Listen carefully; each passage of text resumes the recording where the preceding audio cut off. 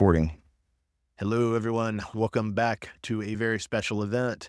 It is Uncanny Treks covers the final season of Star Trek Lower Decks. The final season of Star Trek Lower Decks. I was hoping there would be a campaign to keep this show alive, but Matt, it's America in 2024. Everybody just seems beaten down, worn out, and tired. So I think this is the final season of Lower Decks. I'm Bob in Cascadia. That's Matt in the Southland. Matt, how you doing tonight? Doing pretty well, Bob. This is season 5, correct? Season 5. Season 5. Bob, you said everybody's feeling tired and beat down. The jokes, though, are still coming with this show. There's still a lot more material they got to cover, and they can cover. Let's go get an airplane, Bob, and fly something past Netflix or something. Get this back up for another season. Well, and I did think you should do 7 seasons of this show just for the joke of it being 7 seasons, right? All right. Like, it's a shame. It's a shame. Well, Matt, we decided as our loyal listeners, as our longtime listeners may or may not know, we started covering Lower Decks with season 2. So we never actually talked about season 1 of Lower Decks on our show. And we thought it might be cute to commemorate the final season by covering season 5 up against season 1. In this episode, we'll talk about the first 2 episodes of season 5, and then we'll talk about the very first 2 episodes of the show, the first 2 episodes of season 1. We think that might be a way to look at, in some ways, the show's come pretty far. In other ways, it hasn't moved at all, and it's still pretty much always what it was. It'll be an interesting perspective to close out Lower Decks. It's like a perspective. Matt got a new favorite word. I think it was episode 2, which was cutiny. Yeah, cutiny. Acute mutiny. See, when Bob goes back to listen to this, though, he's going to realize that he used the word cute earlier when describing it. Hey, yeah, it's a little more subliminal with you, Bob. Just so the listeners know, we're talking episode 1 of season 5, Dos Cerritos, episode 2 of season 5, Shades of Green. Both of those aired last Thursday. Then we're talking episode 1 of season 1, Second Contact, which aired all the way back on August 6th, 2020, Matt. And then we're talking episode 2, Envoys, which aired August 13th, 2020. Those were the days, Bob, when I could stay at home and just watch Lower Decks all day. While Work from home, folks. It's great. We love it. So to begin with Dos Cerritos, to begin with season 5, episode 1, Matt, we start off with a white chick. But did you immediately notice that was Tindy and Whiteface, Matt? The freckles were the tell, Bob. They did that on purpose. They gave her the freckles. And it instantly reminded me that, oh yeah, last season's finale, Tindy is no longer on the Cerritos. She's a pirate who's working off of the debt to her sister.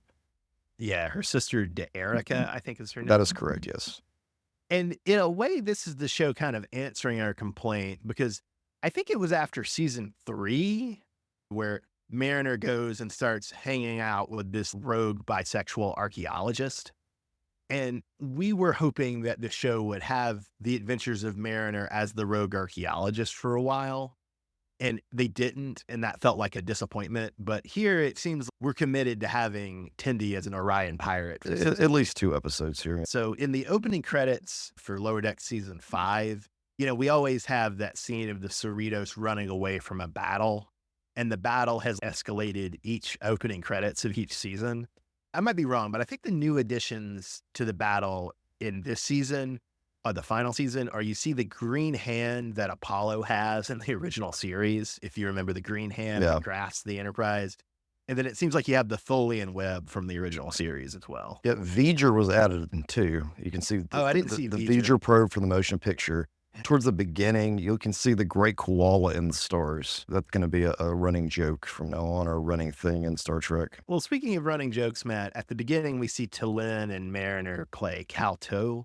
Do you remember which Star Trek show that Vulcan game is from? I don't remember what show, Bob, but it looks a lot like Jenga to me. It is like Space Jenga. Where am I supposed to have seen this, Bob? Voyager, Matt. Tuvok loves his Calto. There's a couple of Voyager references here, Bob. Yeah, right after this, we find out that Naomi Wildman got into the Fleet magazine's 30 Starfleet officers under 30, and she edged out Boimler, which is pretty funny. So let me ask you this, Bob. Yes. Do you think when they're hiring the writers, they have certain writers who are specialized in certain shows? It's funny. This one knows all the Voyagers. This one knows all the Next Gen. If you go to this person for that, the historian of that, because they have one guy who's, I really like Star Trek Enterprise, and they're like, we don't need no Star Trek Enterprise. But then on top of that, Bob, they're writers, they're also comedians to some extent, because their job then is to take what their knowledge of Voyager and turn it into a joke or a gag of some sort or an Easter egg. No, this is true. It's another fun job I want, but it needs to pay well. The theme of this episode seems to be Bob is dumb. And one way this is true is, in hindsight, it's so obvious, but I didn't clock that Dose meant that we would have a parallel universe episode. I should have clocked that, but I did not clock that. Did you catch that they mentioned that the singularities are increasing? I heard it, but I didn't process it. So They're they're saying that you think we're going to see more parallel universe stuff as the season goes on. That's what they were implying there, so they can bring in more. What I really like about this, though, is that our universe, the prime universe, the alternate universe they're in is only slightly off by a minuscule amount. You rarely see that in Star Trek. Usually it's a whole complete overhaul, but they're just a little bit different. Well, and I wasn't thinking about this while watching it, but now hearing you talk about it, we have Captain Becky Freeman and we have Blue-Bearded Boimler, who's a lot higher up in the alternate universe than he is in our main. You're saying this is like a universe where it's only slightly different, right? Right. But it reminds me of the 6th season episode of Next Generation, Tapestry. Yes. Hugh shows Picard, like, what would happen if he'd been less daring. And so he just winds up as this old sad sack lieutenant junior grade in the sciences. I find that pretty funny because it's basically our Freeman and our Boimler, or our Mariner and our Boimler are basically the underachieving Picard from the alternate timeline in Tapestry. And that's a kind of funny joke to me. The moral of the Tapestry story is so divisive when it comes to fan opinion. Because some people agree that what it's saying, Picard did not put in everything he needed to become that, but others, his life really wasn't that bad. His new life. And I always love those takes. They're absolutely right. It's really not bad to have that mundane thing, and Picard hates it. You don't really know what they're trying to teach with it. What's the moral here? Just imagine after that episode, Picard walking on the ship, and every time he sees someone who's under the rank of lieutenant, he's just this poor son of a bitch. I see him live. Why doesn't he just kill himself? Exactly. What is that the message it's conveying?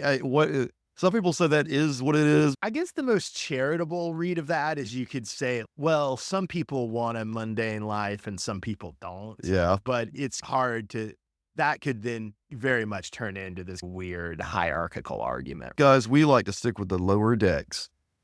Hey-o. Yeah. One of my favorite points of this episode was Erica yelling at Tendi that you miss debating the ethics of goop with your stupid nerds. That really made me laugh. We also get a lot of Orion backstory here. They're talking about there was this bad plague 3 centuries before with the Orions. And I was wondering if they were making that up or if that was coming out of some of the shared universe stuff. I know there was a tabletop strategy game in the 70s called, I want to say Starfleet Command, that had a lot of backstory on the Orions and gave them this wild history. So I wonder if that's from that or if that's from just something the writers made up. I'm not sure. It could be. Yeah, I wasn't aware of that. I didn't know there was a strategy game. We don't get any confirmation of this, but Erica says that a rogue archaeologist tipped her off to finding this old Orion raider, and I was hoping that was Mariner's ex. It could be. Anytime I hear the word archaeologist, I always think of either her or Vash. Her or Vash, for sure. And then, Matt, we started in season 4 of this show comparing Lower Decks to the original Star Trek cartoon. And obviously, we didn't finish all of the original Star Trek cartoon. We'll probably do maybe 2 episodes at the end of Lower Decks to wrap up the original Star Trek cartoon. But this would be a time where it would have been useful for you to have seen the last set of original episodes, because the blue Orions in this show look exactly like the Orions look in the 1 episode of the original Star Trek cartoon that they're in. And that was the first time we'd ever seen the Orions, except you see Orion slave girls in the original series, but you don't see any other type of Orion. The 1 episode where they're the villain, Journey to Babel, the Orions are totally not on screen. Yeah, and they look completely different. Like, they're wearing different looking outfits. They look nothing like the ones on the TV. So they play that up here as the green Orions, or the Orions we're more familiar with, that look like the Orion slave girls or look like the Orions in, I think, Star Trek Enterprise, whereas the blue Orions are the animated design. There's a distinctive difference in the way that its name is pronounced. That's a joke about how they said Orion on the animated series. I need to watch that episode. I'm assuming that's season 2 of the animated series. It's season 2. I think it's called the Pirates of Orion. Matt, I'll get us the explicit tag for this episode because one of my favorite lines from this episode is Becky Freeman saying, "What in the Kazinti fuck is going on here?" That really made me laugh. Bob, this season, and then also going back and rewatching the first season, I am okay with them using that sensor beep sound. At first, I remember it being an issue when we first started watching this show for me, because we haven't heard a lot of cussing in Star Trek, and it felt out of place. But now that we've had 5 seasons of this show, it feels, it's fine when we have it. It doesn't feel out of place. Well, and for the style of humor and the style of animation, Correct. Lower Decks, It's allowed to be a little more crude than the Next Generation. You're not going to have as many F-bombs being dropped in Picard. Did you notice there was a joke within the show where all the characters in the alternate universe or whatever, they were congregating to talk about what was going on, and that Captain's Freeman that ship's Freeman goes and breaks it up, and she says no interpersonal relationships are allowed on the ship. That was one of the things for Star Trek: The Next Generation, that the characters on the ship were not allowed to have interpersonal relationships. That was one of his mandates in the first couple of seasons, which is one of the reasons I think he ended up, didn't he get kicked off or he passed away or something like within the first couple of seasons? I did watch that Chaos on the Bridge documentary, which was a pretty fun documentary. That's where that came from. Yes, that's where that comment came from. One of the jokes I really liked was, in this episode, Mariner just becomes her mother, and she's yelling at her other self, "Don't give me that sarcastic open salute." We also get a bunch of references, though, Bob, to Starbase 80, and I had completely forgotten about Starbase 80. Me too. So I went and looked back. I actually went back and looked at some of our coverage, and we were actually got to see what Starbase 80 looks like on the inside, because I think Mariner ended up getting assigned to it after something happened on one of the episodes. But it's really just a garbage scout. I think type it was place. after her mom, after she got clipped out of context saying bad stuff about the Cerritos. That's right. Yeah, for that documentary thing. Yes, where they were doing all those interviews. Yes. So I was a little disappointed, though, that we find out it really is just a place. It's not taken care of. It's got outdated stuff. They were Star Trek: The Motion Picture technology, and the uniforms were one size fits all. That was the issue with it. That's funny. Well, I guess my last point for this episode, Matt, were you a little disappointed that we didn't have alternate universe Mariner replace our Mariner? And that way you could have had some adventures of our Mariner as the new captain in the alternate universe, and then you could have fish out of water of new Mariner in place of our old Mariner. Yeah, I felt like that's what they were going to do until that last couple of minutes when they decide to pull out of that and have our Mariner shoot the ship. I don't know how interesting that would have really been. And like I said before, I don't think the alternate reality stuff is over. It also seems like they could have done something to play off what happened with Discovery, with those characters who have come over from the mirror universe and have a similar type feel to it. That would have been funny. I was wondering if that was going to be the reveal, that this was actually the mirror universe Cerritos, but it didn't go that way, which was fine. Matt, who was your character of the episode? Well, my character of the episode, Bob, it goes to our arm wrestling Shaxes. There were 2 Shaxes, and they were both bonding over killing Cardassians. Nice. I'm going to give it to Lynn. Since Tendi is absent, basically T'Lyn finally gets to be a main cast member. I think they were kind of doing stuff with her in season 4, if I recall correctly. That is correct. After not doing anything at all with her in season 3, which was weird. But it's nice to see it get a little bit more prominence. And you know what? Maybe there's hope for Jin the Andorian as well. Next episode is Shades of Green, Matt. And I wanted to open up, this is episode 2 of season 5. I wanted to open up, did you get Batman the Animated Series vibes off this opening on Orion or Orion, depending on how you pronounce it?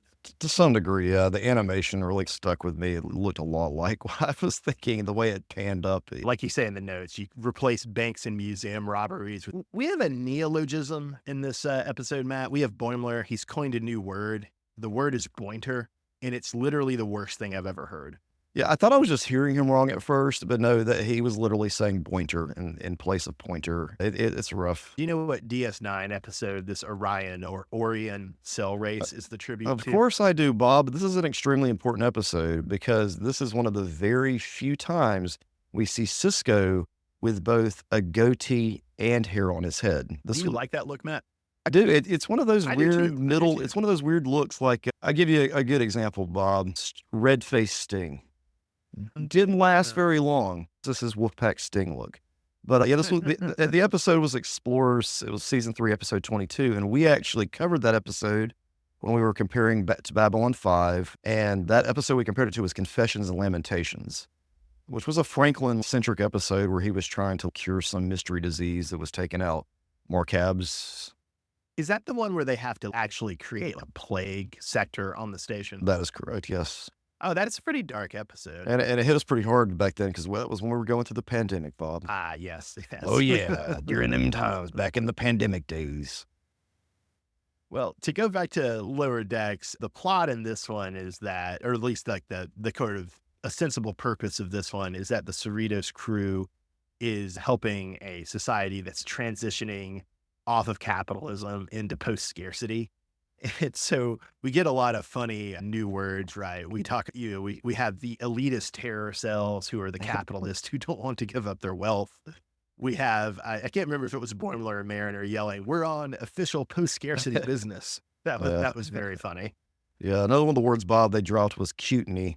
Yeah, that was from the Orion plot where we have a cute mutiny. I have to say, I'm probably going to use that at work somehow. I don't know how.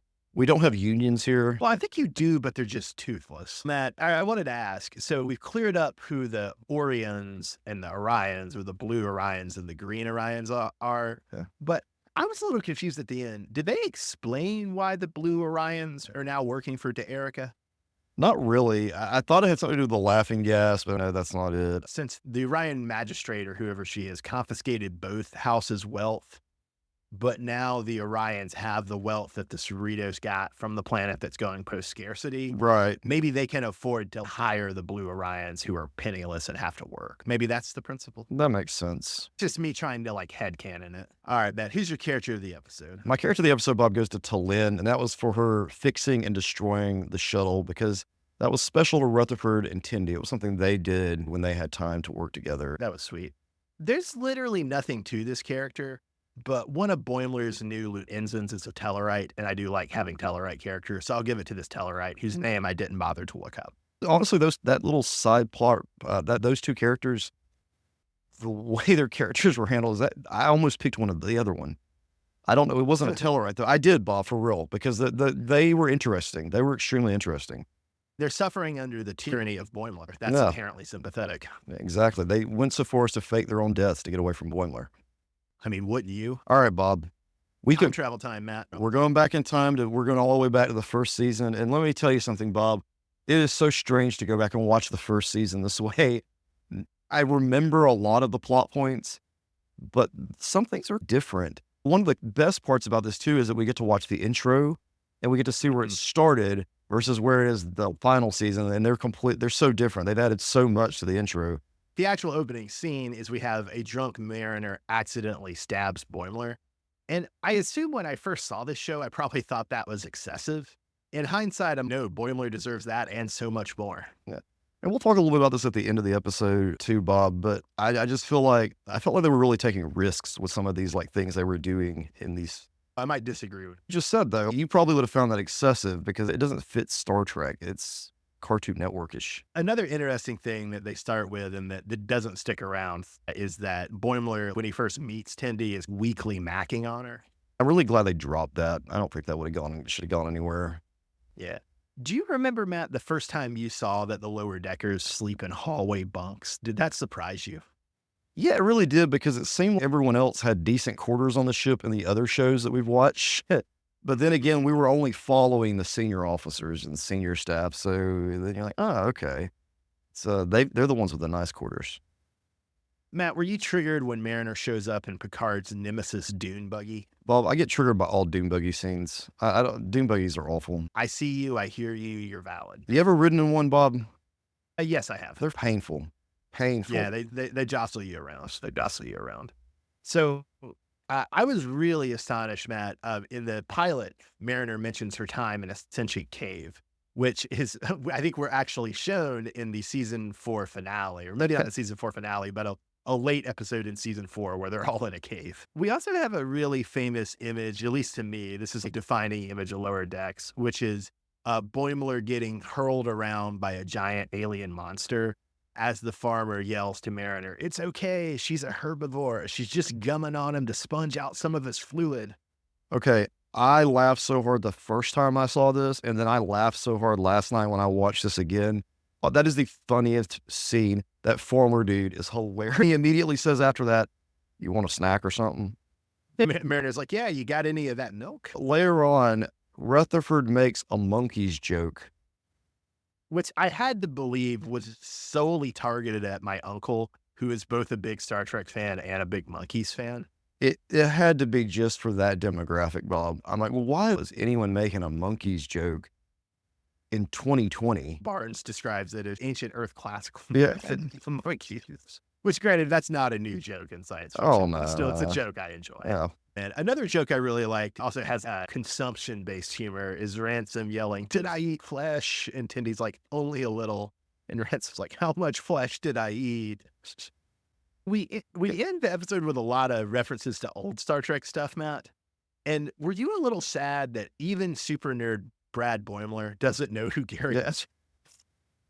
Doesn't even know Gary Mitchell does not have a lasting effect on a lot of people. It makes me sad. I like Gary Mitchell. All right, Bob. So we've reached the end of this episode of the pilot episode of Lower Decks. And do you think they took a risk pushing the limits so early on with this episode with having, No, I but don't. you don't think with the nudity, the cussing, No. the weird references to things, even the scene with Boimler coming out of the slime looked like something from Rick and Morty or something?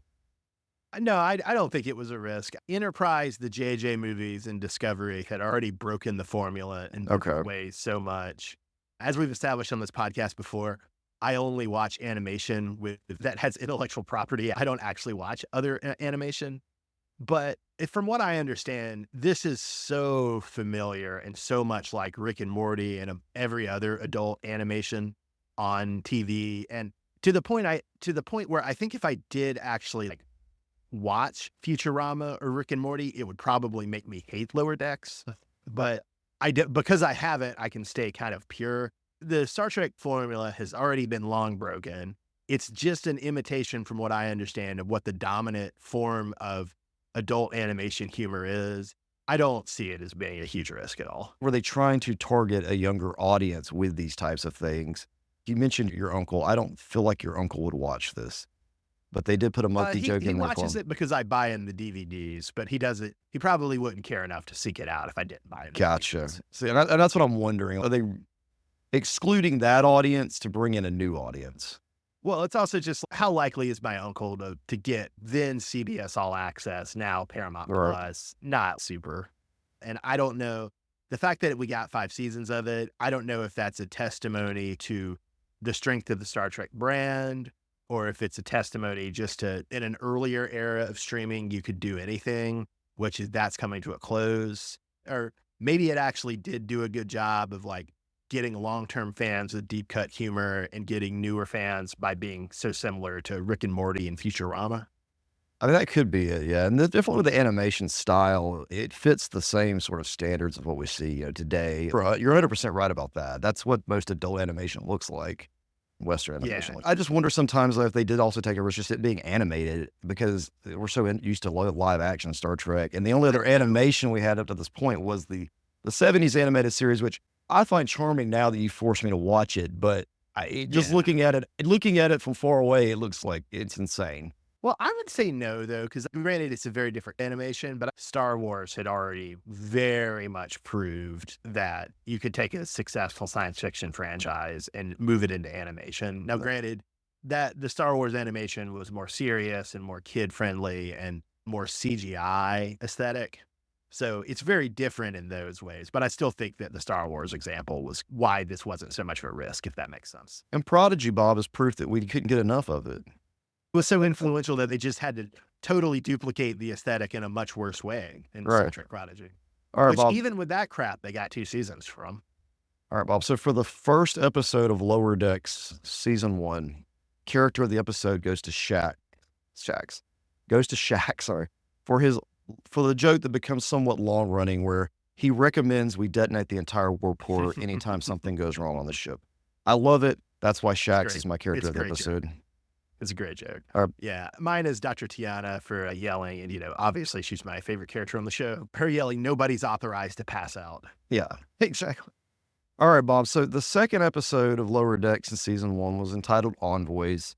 And we're introduced to a Klingon character who they were having to escort. And we find out that most Klingons have apostrophes in their name. Why does Worf not have an apostrophe in his name? Well, yeah, we can reference Young Justice again, Matt, and the Martians on Young Justice show us the way. So we just need to say Worf. Worf. Bob, from this point forward, he shall be known as Worf for us. Yeah. Maybe let's even put a second O in there. Worf. Worf. I like it. Looks like woof, but I can still read the, yeah. We'll go back to one. Maybe even a double apostrophe. All right. Bob, going back and having to rewatch this first season, I have decided that Rutherford as well is Egon Spengler. And I don't know, I know you're not as familiar with Ghostbusters as I am, but I grew up. I know who Egon is, basically. I'm not just talking about Egon from the movies. I'm also talking about Egon from the real Ghostbusters animated series. Spot on. The more I watch Rutherford, especially in these early episodes, and then where he ends up in the future, he is Egon. Okay. But in Star Trek. The first thing I really liked about this episode was when General Corinne snorts bloodline all over Boimler in his dress uniform. As a noted Boimler hater, that was very satisfying. And I don't like dress uniforms that much either, just because they're ugly. So I was glad they got bloodline. But yeah, all over them. props to Boimler for getting like that early next gen dress. Yeah, yeah, the worst of the lot, man. Those are those like they're terrible, Yeah. but I sort of like them. I sort of like 'em. Bob, I learned something new about Section 31 that apparently they Also from Boimler. Yeah, from Boimler. They apparently speed walk to conserve energy. Were you aware of this? That was pretty funny. I did like that General Corinne is going north in search of stronger ale to the Andorian district. He's leaving the Klingon district behind. That cracked me up. And then I did have a question, Matt. So they never actually say what the Janeway Protocol is when Rutherford's getting trained by Ransom. But isn't ejecting your children into space as a distraction? I'm just saying, you can insert any coffee joke you want here, Bob. That's the Janeway Protocol. Instead, Matt, I'll just say, speaking of injections, do you want to see more of the ambage and the egg injecting into Boimler's throat? I kind of do. That sounds great. Yeah, that's pretty nasty. I have to admit that. Pretty gross. Matt, did the presence of the Vendorian thief mean a lot more to you since you've now seen the animated series episode with the Vendorian shapeshifter? It really has, Bob. I mean, if you are watching Lower Decks now in 2024 and you're going back, and if you're rewatching it with us, go back and rewatch this animated series from the 70s. I've learned so much. It improves these episodes. And so many of the gags Yes. from Lower Decks are from that show. Deep cut Star Trek. And I think there's legit writers who their specialty is just the animated series. And that's why they can pull this stuff and make it put together. It's so well put together. But The character of episode 2, Envoys. I'm going to give it to General Corinne, Bob. That's fair, man. That's fair. I'm going to give it to Rutherford. I really like his line when the computer says casualties in the simulation were 105%. And Rutherford's like, how did I kill more than the entire crew? That's a good question. That was another one. That's another one I bust out laughing. This show has so much just like bust out laughing jokes. I love it. Like, how do you do that with Star Trek too? I used to watch The Simpsons growing up. We watch it every night. It came on at 7 o'clock during the weekdays. You did, Matt. I did. I did. Bart was disrespectful to authority, and I was not allowed. You weren't allowed to. Well, I feel like this is one of those shows that they could have put on at like 7 o'clock on any channel, and I would just watch it, just have it on repeat. It's so funny, so good. It's Star Trek. Obviously, The Simpsons is very much an influence here, right? Right. And I also, not to use the bad words, Bob, but it's also, this is not Star Trek Family Guy.